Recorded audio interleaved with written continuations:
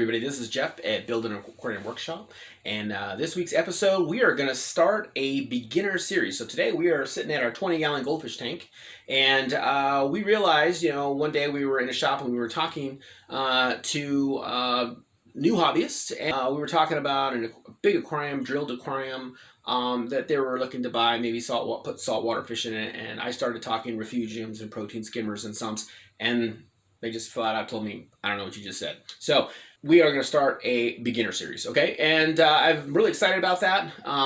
Yesterday we took a trip to one of our local pet stores, or fish stores, and it's not just freshwater. Even though we're here at our goldfish tank, we want to talk to you about the cardinal rules, okay? And this one for me is cardinal rule number 1. Now, in your book, it might be number 2, number 3, but it's definitely got to be top 10, okay?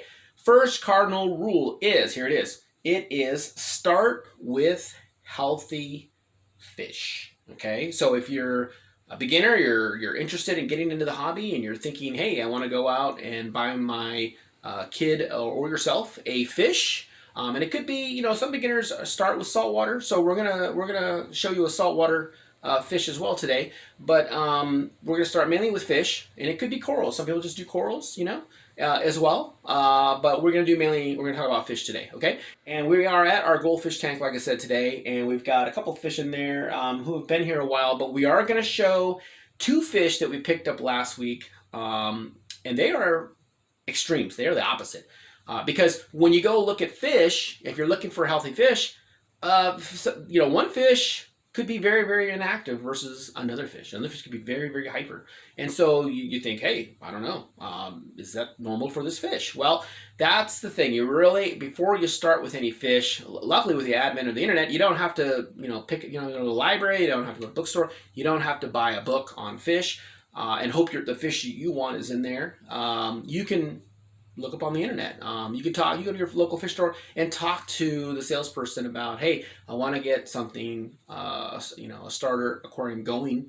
Most people go with freshwater. A lot of people go with goldfish because, it's even easier, especially when there's no heater. That's one less thing we have to worry about is temperature, okay? And so, that's one less item we have to buy. And goldfish are, for the most part, very tolerant, very easy. They're not too difficult to keep. As are a lot of tropical fish as well, and even saltwater fish, as you'll see. So, okay, so cardinal rule number 1 was start with healthy fish. Now, how do we know a fish is healthy? Well, let's go over to fish number 1, even though we started out here looking at our goldfish tank. Let's go over to fish number 1, and we'll talk about that fish and what to look for, okay? Okay, so here we are. Just over a week ago, we picked up this beautiful betta, as you can see, and this is a male betta. He's looking right at us. All right, so he's in his bowl here, and so far so good, doing very well. Very, very healthy fish. You can see he's got beautiful finnage. So here's the thing: these fish are very inactive versus the other fish we're going to show you, which is a saltwater fish. And so this fish, when we saw him, we looked through plenty of bettas. We've had bettas before, but if we hadn't had any bettas, we were definitely going to look.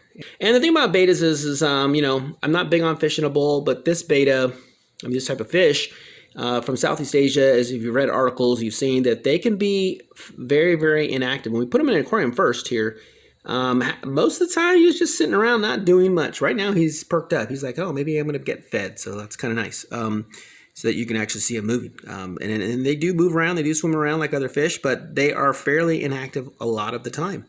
And so that's normal for this fish. Now, things we want to look at, I'm sorry, let me back up. So these fish can be found in the drought season in Southeast Asia in just puddles that little puddles that where the water barely covers them.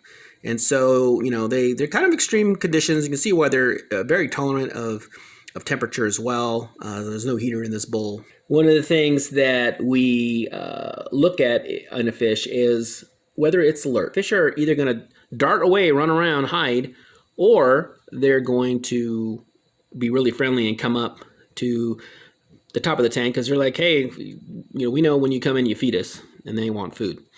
So this fish was very alert, which was good. Even though he's inactive, he's alert. We also looked at, physical signs of damage that can happen and disease, and that's a big one right there. Okay, that's what we're really trying to avoid. If a fish only has one eye, or if it's has a Nemo fin, as we call it, one fin shorter than the other, some type of physical damage or defect, that doesn't mean the fish won't live a good life, and that's not going to spread to other fish. What we're really looking for is, any signs of where there's a disease. So ick's a real big popular one where the little white dots are all over the fish, but it could be velvet disease. It could be, if it's not a parasite, it could be some sort of bacterial infection. You could see maybe septicemia, which is like the bleeding fins.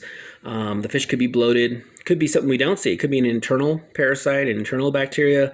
Could be a fungal infection, which usually results in secondary infections that looks kind of like mold on bread, only more clear. And you know what? I'm not here to get into all the fish diseases, all the possible things that fish can have, but I just want to let you know they can also have viruses. Some of them are really hard to get rid of, like dropsy or tuberculosis, TB.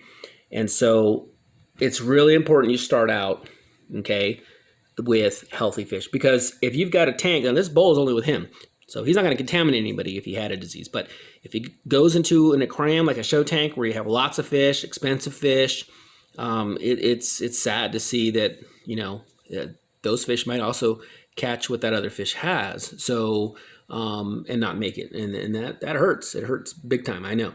I think most of us who have had fish for a while have had situations like that because we can't always do a quarantine tank. Okay, not always have a quarantine tank and are able to watch the fish for a while. But when you go to the fish store, that's where you can observe a fish. You can ask the sales associate to feed the fish. How long have they had the fish? What is it eating? Is it eating? So those are the questions you want to ask. Besides, while you're asking, look at that fish and compare it to others that are like it, and look and go, hey, does this look like that one? Like, why does this one have white dots? The thing is that when you look at fish at a store, you also want to know, is the system an open system? So are there like multiple tanks running out of one filter, or is there on their own filter, each one of them? Which is better, because then if you have a sick tank, it's just that tank. But in an open system, you might have a dozen tanks on one filtration system, and then just one tank is sick, another tank, the rest of the system is contaminated.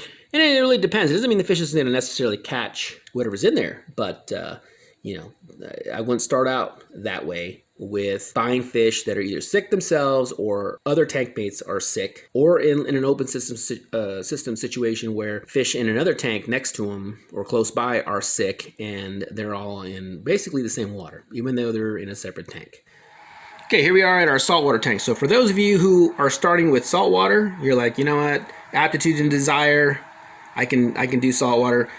That's fine. It's the same thing in most cases, especially just fish. Fish are pretty easy to keep. You're not doing invertebrates or corals, nothing like that. You're just doing maybe a fish tank. Or maybe not. Maybe you decided to try some easy corals, things like that. And that's fine. So this 6-line wrasse is what we're looking at. We picked him up just over a week ago. He's still a little shy. Here he comes out. Okay. He likes to hide. And that's pretty normal for fish. They don't know you. They can be quite secretive. But you can see that he's very active. He's a wrasse. Now, wrasses are very active. Now, you look at him, you can get close enough, you're going to see he doesn't have any, again, marine ick looks a lot like freshwater ick. You got the white dots everywhere. It could start out with just a few dots and spread. But yeah, they get their diseases too. And so if you look at them, fish that are sick, they're not feeling well, just like any other animal. They look kind of down. They're not acting themselves. And this fish, you can see, unlike the betta, when you saw it, he could just sit there. He can just hang. And that can happen for quite some time. This wrasse, the 6-line wrasse, and we have another one next to it in the other tank, they are very extremely active. And I'm going to go over to this other one real quick because this one's been established here for a while. So he's a lot more friendly. He's not as afraid. So here we go with our 40-gallon rimless show tank. And that's a wrasse right there. That's normal. Okay? Whether they're getting ready to feed or not, they're always swimming around. Always. Look at that. He can't sit still. That's normal. Even our little Nemo, our clownfish, sometimes can sit still, even though he gets excited too because he wants food. But that wrasse is like a hyper. He is high on energy. I mean, they are, and that's wrasses. That's the way they are. So I wanted to show you the contrast between the wrasse here, the 6-line wrasse, or just any wrasse, versus the betta. So, luckily we have the internet. We can look up any fish and look at where it's from and what its eating habits are and how aggressive it is and what it looks like. And usually at the fish store they're going to have several examples. Sometimes they only have maybe one, but you'll see many examples, and you can get an idea. You can look at them and go, "Huh, out of these 5 wrasses, maybe one of them looks odd. He's not doing as well." That's possible. Or maybe he's got some white dots on him or something else. He doesn't look well, or he just seems out of it. He's just kind of sitting at the bottom, and you say, "Well, I know wrasses. Look at the rest of them.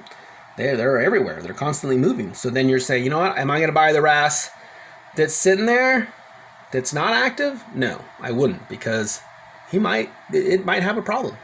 Maybe not, but when you're going to buy a fish, you want to start out right, because the worst thing you want to do is buy a fish that's sick, and even if it's the only fish, it passes away, and then all of a sudden you blame yourself and you think, well, I'm not good at keeping fish. I don't have a wet thumb, right? But that really isn't the truth of it all. And here we'll go back to this one. That's not the truth of it. It's just that you started out with an unhealthy fish, and so then you think, oh, that's it's me, but it isn't necessarily you. So you definitely want to start out knowing that you had a healthy fish to begin with.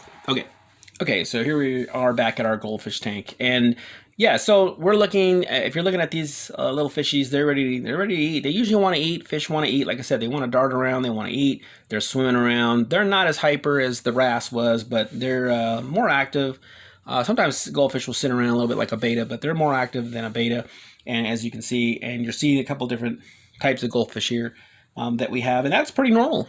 And sometimes, stuff would be really easy to see on them goldfish if they were sick, which they're not. And what I probably didn't get to mention is that there are viruses, and those are the ones that can be very, very difficult to get rid of. So, especially dropsy, something like that, tuberculosis, TB, those are very nasty viruses. And if you get them, they're incurable.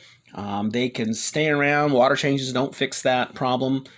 You can have future fish that will go in the tank and also not make it, because that virus is still there. And sometimes even a tank that's been drained and reset up, viruses are pretty resistant sometimes. They are pretty resilient, and it's amazing.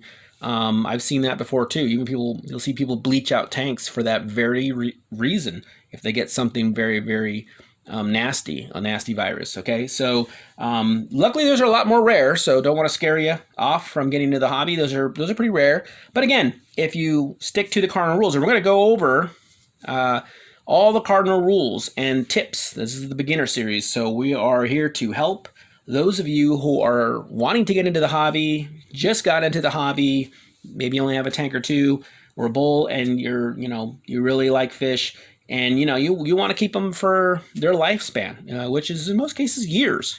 Could be decades. Depending on the fish. Found the information useful. Give us a like, please. And if you, of course, want to see more Build Aquarium Workshop, definitely subscribe to our channel. And thank you for watching, and have a great day.